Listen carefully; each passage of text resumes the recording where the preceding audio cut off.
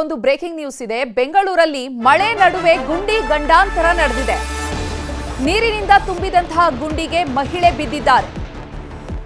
ನಾಗರಬಾವಿಯ Deepa complex ಬಳಿಯಲ್ಲಿ ಈ ಘಟನೆ ನಡೆದಿರುವಂತದ್ದು. ಬೆಂಗಳೂರಲ್ಲಿ ಧಾರಾಕಾರ ಮಳೆಯಾಗ್ತಾ ಇದೆ. ಇವತ್ತು ಸಂಜೆ ಸುರಿದಂತಹ ಮಳೆಗೆ ಗುಂಡಿ ಗಂಡಾಂತರವೊಂದು ನಡೆದು ಹೋಗಿದೆ. ನೀರಿನಿಂದ ತುಂಬಿದಂತಹ ಗುಂಡಿಗೆ ಮಹಿಳೆ ಬಿದ್ದಿದ್ದಾರೆ. ಮಳೆಯಿಂದಾಗಿ ಆ ಗುಂಡಿಯಲ್ಲಿ ಸಾಕಷ್ಟು ನೀರು ತುಂಬಿಕೊಂಡಿತ್ತು. ನೀರು ತುಂಬಿದಂತಹ ಸ್ಥಳದಲ್ಲಿ ಗುಂಡಿ ಕಾಣದೆ ಮಹಿಳೆ ಬಿದ್ದಿದ್ದಾರೆ. ಅದೃಷ್ಟವಶಾತ್ ಭಾರಿ ಅನಾಹುತದಿಂದ ಮಹಿಳೆ ಪಾರಾಗಿದ್ದಾರೆ.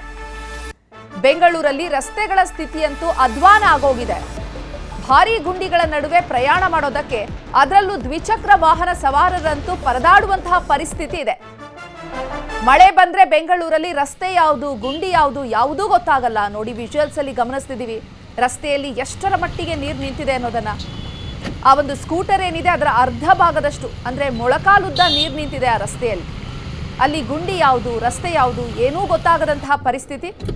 ಮಹಿಳೆ ಸ್ಕೂಟರ್ನಲ್ಲಿ ಹೋಗ್ತಾ ಇದ್ದಂತಹ ಸಂದರ್ಭದಲ್ಲಿ ಏಕಾಏಕಿ ಆ ಗುಂಡಿಗೆ ಬಿದ್ದಿದ್ದಾರೆ. ಅಕಸ್ಮಾತ್ ಏನಾದರೂ ಹಿಂದೆಯಿಂದ ಭಾರಿ ವಾಹನ ಏನಾದರೂ ಬರ್ತಾ ಇದ್ರೆ ಏನ್ ಪರಿಸ್ಥಿತಿ?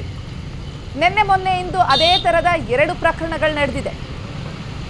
ಇದೇ ರೀತಿ ಮಹಿಳೆಯೊಬ್ರು ಅವರ ಮಗಳನ್ನ ಬಿಡೋದಕ್ಕೆ, ಶಾಲೆಗೆ ಬಿಡೋದಕ್ಕೆ ಹೋಗ್ತಾ ಇದ್ದಂತಹ ಸಂದರ್ಭದಲ್ಲಿ ಇಬ್ರೂ ಕೂಡ ಈ ಸ್ಕೂಟಿಯಿಂದ ಬಿದ್ದಿದ್ದಾರೆ.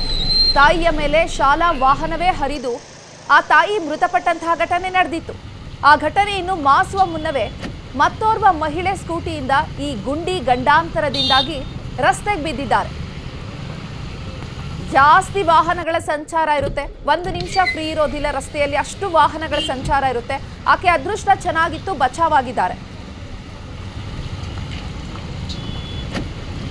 ಇನ್ನು ಈ ಬಗ್ಗೆ ಹೆಚ್ಚಿನ ಮಾಹಿತಿಯನ್ನು ನೀಡ್ತಾರೆ ನಮ್ಮ ಪ್ರತಿನಿಧಿ ಪ್ರಗತಿ ಶೆಟ್ಟಿ. ನೇರ ಸಂಪರ್ಕದಲ್ಲಿ ಜಾಯ್ನ್ ಆಗಿದ್ದಾರೆ. ಪ್ರಗತಿ ಶೆಟ್ಟಿ, ಇನ್ನು ತಾಯಿ ಮಗಳು ಬಿದ್ದು ಆ ತಾಯಿ ಶಾಲಾ ವಾಹನಕ್ಕೆ ಬಲಿಯಾದಂತಹ ಘಟನೆ ಇನ್ನೂ ಮಾಸಿಲ್ಲ.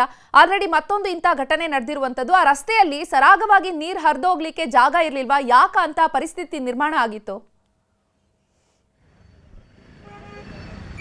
ಚೈತ್ರ, ಈ ರಸ್ತೆಯಲ್ಲಿ ಕಳೆದ 2 ತಿಂಗಳಿಂದಲೂ ಕೂಡ ಕಾಮಗಾರಿ ಆಗ್ತಾ ಇರುವಂತಹ ಕಾರಣ ರಸ್ತೆಯಲ್ಲಿ ನೀರು ಹರಿದು ಹೋಗೋದಕ್ಕೆ ಸೂಕ್ತವಾದಂತಹ ವ್ಯವಸ್ಥೆ ಇಲ್ಲ. ಮೊದಲನೇದಾಗಿ ನಾನು ನಿಮಗೆ ಕಾಮಗಾರಿ ಆಗ್ತಾ ಇರುವಂತಹ ಜಾಗವನ್ನು ತೋರಿಸ್ತಾ ಹೋಗ್ತೀನಿ. ನಮ್ಮ video journalist Yogeshwar left side ಅಲ್ಲಿ ಆ ಮೋರಿ ಕಾಮಗಾರಿ ಆಗ್ತಾ ಇರೋ ಜಾಗ ತೋರಿಸ್ತಾರೆ. ಅಂದ್ರೆ ಪ್ರತಿ ಸಲ ಮಳೆ ಬಂದಾಗ್ಲೂ ಕೂಡ ಈ ಭಾಗದಲ್ಲಿ ಇಲ್ಲೆಲ್ಲವೂ ಕೂಡ ನೀರು ನಿಲ್ತಾ ಇತ್ತು. ಸೊ ನೀರು ಹರಿದು ಹೋಗೋದಕ್ಕೆ ಜಾಗ ಇಲ್ಲ. ನೋಡಿ, ಗಮನಿಸ್ತಾ ಇದ್ರೆ ಅಲ್ಲೊಂದು ಕಾರ್ ಹೋಗ್ತಿದೆ ನೋಡಿ. ಆ ಭಾಗದಿಂದ ಸುತ್ತ ಬರೋ ಏರಿಯಾದ ನೀರೆಲ್ಲವೂ ಕೂಡ ಇದೇ ಒಂದು ತಗ್ಗು ಪ್ರದೇಶಕ್ಕೆ ಬರುತ್ತೆ. ಸೊ ಹಾಗಾಗಿ ನೀರು ಹರಿದು ಹೋಗೋದಕ್ಕೆ ಸೂಕ್ತವಾದ ವ್ಯವಸ್ಥೆ ಆಗಲಿ ಅಂತ ಈ ಮೋರಿಯ ವ್ಯವಸ್ಥೆಯನ್ನ ಮಾಡಿದ್ರು.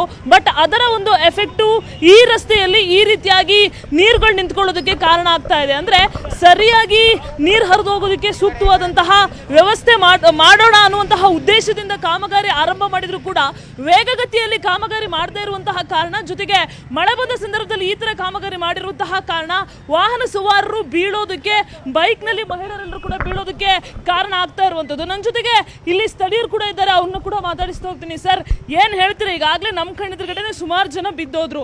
ಏನ್ ಪರಿಸ್ಥಿತಿ ಇದು, ಏನ್ ಹೇಳ್ತೀರಾ? ಮೇಡಮ್, ಏನು ಹೇಳ್ತಾ ಇದ್ದೀನಿ ಅಂದರೆ, ಈಗ ನೂತನವಾಗಿರ್ತಕ್ಕಂಥ ಡಿ.ಕೆ. ಶಿವಕುಮಾರ್ ಅವರು ಬೆಂಗಳೂರು ಅಭಿವೃದ್ಧಿಗಾಗಿ 2,000 ಕೋಟಿನ ಇವತ್ತು ಪ್ರತ್ಯೇಕವಾಗಿ ತೆಗೆದಿಟ್ಟಿದ್ದಾರೆ. ಆದರೆ ಇವತ್ತು ಏನು ತೆಗೆದಿಟ್ಟಿದ್ದಾರೆ, ಇವತ್ತು ಸರಿಯಾಗಿ ಏನು ಅಭಿವೃದ್ಧಿ ಆಗ್ತಿಲ್ಲ. ನಮ್ಮ ಜನಗಳು ಮೊದಲೇ ಮತ್ತೆ ಏನು ಮಾಡ್ತಾ ಇದ್ದಾರೆ ಅಂದರೆ, ವ್ಯವಸ್ಥೆಯಲ್ಲಿ ಮೊದಲಿಗೆ ಚುನಾವಣೆ ಸಂದರ್ಭದಲ್ಲಿ 500ಕ್ಕೆ ಓಟ್ಗೆ 8ಕ್ಕೆ ಇವತ್ತೆಲ್ಲ ಓಟ್ ಹಾಕ್ತಾರೆ. ಈ ಥರ ರಸ್ತೆಗಳು ಯಾರೂ ಪ್ರಶ್ನೆ ಮಾಡಲ್ಲ. ಎಲ್ಲಿವರೆಗೆ ಯುವ ಜನತೆ ವ್ಯವಸ್ಥೆ ಬಗ್ಗೆ ಪ್ರಶ್ನೆ ಮಾಡಲ್ವೋ ಅಲ್ಲಿವರೆಗೆ ಈ ವ್ಯವಸ್ಥೆ ಇದೇ ರೀತಿಯಾಗಿರುತ್ತೆ. ನಾವು ಅನುಭವಿಸ್ತಕ್ಕಂಥ ಪ್ರಜೆಗಳು ಅನುಭವಿಸೋದು ಈ ಥರ ವ್ಯವಸ್ಥೆನ. ಇಲ್ಲಿ ಸಾಕಷ್ಟು ವರ್ಷದಿಂದ ಇದೇ ಥರ ಇದೆ ಮೇಡಮ್. ಏನಾಗುತ್ತೆ ಅಂದರೆ, ಮೊದಲಿಗೆ ರಸ್ತೆನ ಮಾಡೋದು, ಮತ್ತು ಅದೇ ರಸ್ತೆನ ಹಾಳು ಮಾಡೋದು, ಮಾಡ್ತಕ್ಕಂಥ ತಮ್ಮ ದುಡ್ಡಿಗಾಗಿ ಮಾಡ್ತಾ ಇದ್ದಾರೆ ಬಿಟ್ಟರೆ ಇಲ್ಲಿ ಯಾವುದೇ ಜನರಿಗೋಸ್ಕರ ಸೌಲಭ್ಯಗೋಸ್ಕರ ಮಾಡ್ತಾ ಇಲ್ಲ ಇಲ್ಲಿವರೆಗೂ. ಇದು ಇಲ್ಲಿರುವಂತಹ ಜನ ಹೇಳ್ತಾ ಇರೋದು. ಜೊತೆಗೆ ನಾನು ನೇರವಾಗಿ ಆ ರಸ್ತೆಯನ್ನು ಕೂಡ ತೋರಿಸ್ತಾ ಹೋಗ್ತೀನಿ. ನೀವೇನು ಗಮನಿಸ್ತಾ ಇದ್ದೀರಾ, ಕಳೆದ 15 ನಿಮಿಷದ ಹಿಂದೆ ಮಳೆ ಬಂದಿತ್ತು. ಬಟ್ ಮಳೆ ಇವಾಗ ಸ್ಟಾಪ್ ಆಗಿದೆ. ಬಟ್ ಆ ಒಂದು ಶೇಖರಣೆ ಆಗಿರುವಂತಹ ನೀರು ರೋಡಲ್ಲಿ ಹಂಗೆ ಇರೋ ಕಾರಣದಿಂದ ಈ ಒಂದು ಎಫೆಕ್ಟು ಈ ಭಾಗದಲ್ಲಿ ಆಗಿರುವಂತದ್ದು. ಜೊತೆಗೆ ವಾಹನ ಸವಾರರು ಬೀಳ್ತಾ ಇರುವಂತಹ ಚಿತ್ರಣ, ಜೊತೆಗೆ ಗಾಡಿಗಳು ಅಲ್ಲಲ್ಲಿ ಆಫ್ ಆಗ್ತಾ ಇರುವಂತಹ ಚಿತ್ರಣ ಕಂಡು ಬರ್ತಾ ಇದೆ. ಸರಿಯಾಗಿ ರಸ್ತೆ ಮಧ್ಯೆನೇ ಒಂದು ದೊಡ್ಡ ಹೊಂಡ ಇದೆ, ಆದ್ರೆ ಆ ಹೊಂಡ ಇಲ್ಲಿ ಯಾರಿಗೂ ಕಾಣಿಸ್ತಾ ಇಲ್ಲ. ನೋಡಿ, ನಮ್ಮ ಕಣ್ಣೆದುರುಗಡೆನೆ ನ್ಯೂಸ್ 18 ಕ್ಯಾಮ್ರಾ ಕಣ್ಣೆದುರುಗಡೆನೆ ಕಾರ್ ಹೆಂಗ್ ಆಫ್ ಆಯ್ತು ನೋಡಿ. ಇದೇ ರೀತಿಯಾಗಿ ಕಾರ್ ಮಾತ್ರ ಅಲ್ಲ, ಆಟೋ ಆಗ್ಲಿ ಅವೆಲ್ಲವೂ ಕೂಡ ಇದೇ ರೀತಿಯಾಗಿ ಹಾಳಾಗ್ತಾ ಇರುವಂತಹ ಚಿತ್ರಣ ಈ ಭಾಗದಲ್ಲಿ ಕಂಡು ಬರ್ತಾ ಇರುವಂತದ್ದು.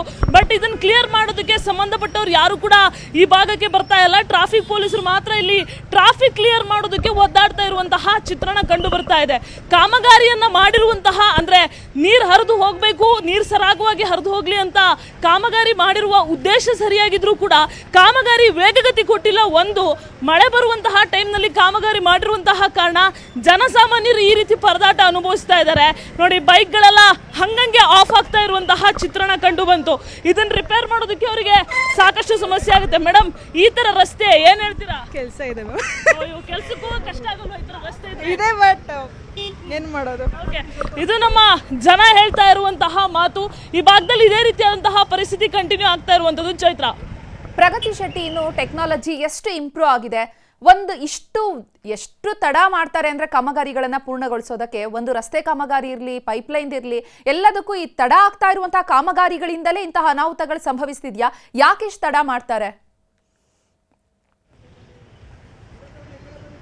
ಖಂಡಿತ ಚೈತ್ರ, ನಾನು ನಿಮಗೆ ವಿಜುವಲ್ಸ್ ತೋರಿಸ್ತಾ ಅದನ್ನ ಹೇಳ್ತಾ ಹೋಗ್ತೀನಿ.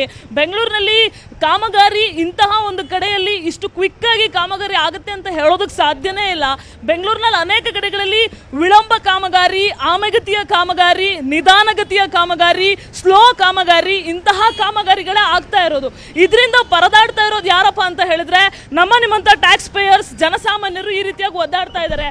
ಆ ಕಾರ್ ಹುಗಿದೋಗಿರುವಂತಹ ವಿಜುವಲ್ಸ್ ನೋಡಿ, ಕಷ್ಟಪಟ್ಟು ಕಾರ್ ತಗೊಳ್ತಾರೆ, ಬಟ್ ಆ ಕಾರು ಈ ರೀತಿಯಾಗಿ ಗುಂಡಿಯಲ್ಲಿ ಅರ್ಧ ಕಾರ್ ಮುಳುಗಿ ಹೋದ್ರೆ ಸಾಕಷ್ಟು ಸಮಸ್ಯೆ ಆಗುತ್ತೆ. ಇದಕ್ಕಿಂತ ನಾವು ಕ್ಯಾಮ್ರಾವನ್ನ ಎತ್ತೋದಕ್ಕಿಂತ ಮುಂಚೆ ನೋಡಿದಾಗ ಒಬ್ಬ ಫುಡ್ ಡೆಲಿವರಿ ಬಾಯ್ ಕೂಡ ಬಿದ್ದಿದ್ದ.